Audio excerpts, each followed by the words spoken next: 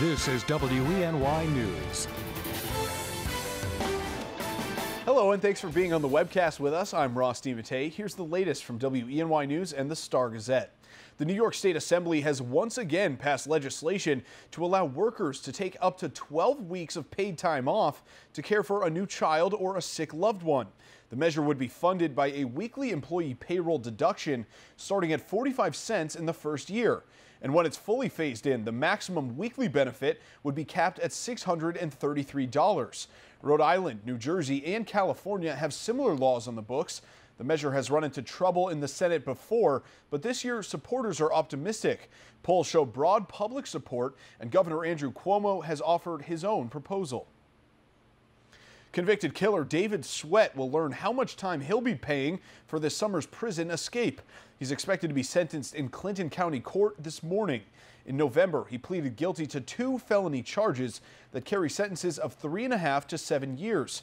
Sweat is already serving a life sentence after being convicted in the 2002 murder of a Broome County Sheriff's deputy.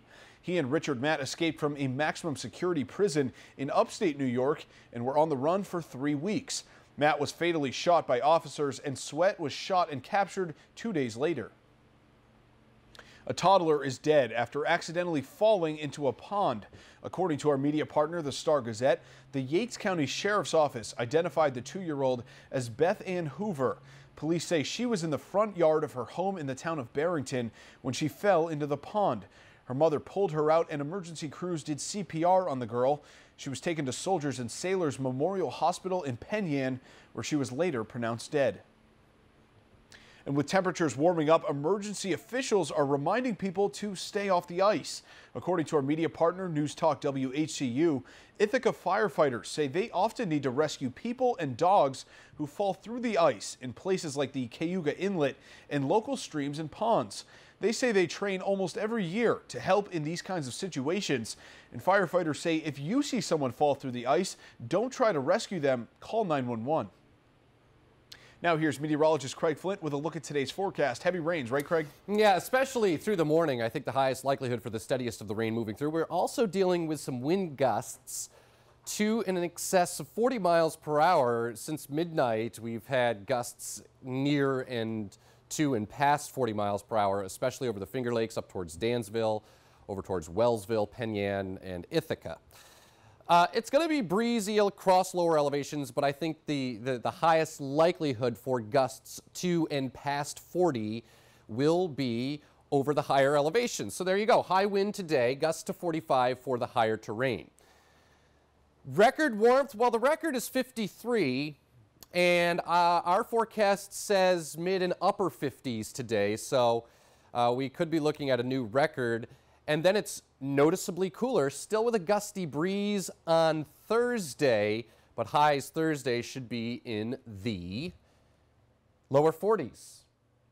Today, 58 with record warm and rain to showers, the steadiest rain showers ending, or I should say at least the steadiest of the rain coming to an end with just scattered showers through the afternoon. For night tonight, maybe one more rain shower comes through at a low of 38. So over the northern tier, heavy rains moving through during the morning and then shifting their way to the east. And again, with that south wind, temperatures should get into the 50s. 58 for Elmira, 54 in Owego, 57 for Corning, with the steadiest of the rain exiting and windy. Record warm possible over the Finger Lakes today. Steadiest of the rain exits through the morning. Scattered showers this afternoon, highs in the 50s. There it is. There's your wind advisory.